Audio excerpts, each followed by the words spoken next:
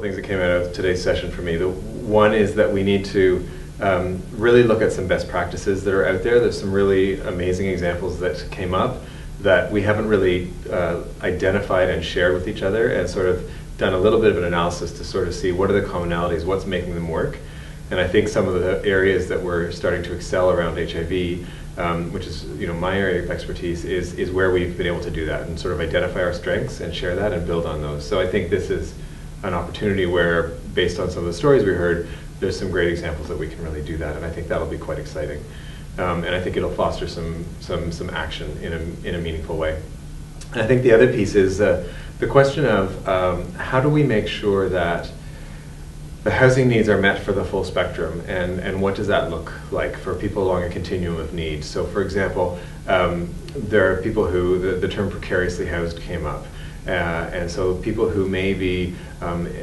in a home, perhaps their own home, but are at that level where literally any financial tension or emergency would put them over the edge, and they could lose their home, they could lose their housing, and they could go from being housed and really accessing minimal care and having their own support systems to all of a sudden being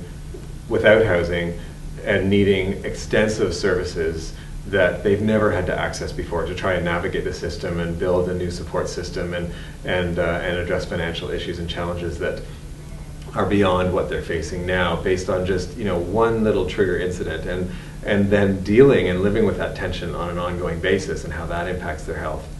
And so it's a significant number of individuals, as people have been living longer and dealing with different health issues. It's a significant number of individuals who are in that area of sort of precarious housing, and I think that they need to be a part of our planning around this, as well as those who are dealing with very, very complex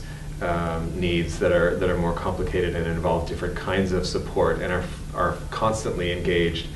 in a range of support services with mental health or addictions or healthcare in a very different way. But those are kind of two areas along the continuum that are really important, and I think we have to really make sure that we don't forget either of them, and that we look all the way along that continuum in our conversations.